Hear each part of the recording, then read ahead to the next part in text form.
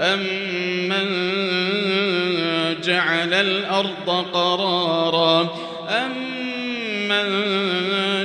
الْأَرْضَ قَرَارًا وَجَعَلَ خِلَالَهَا أَنْهَارًا وَجَعَلَ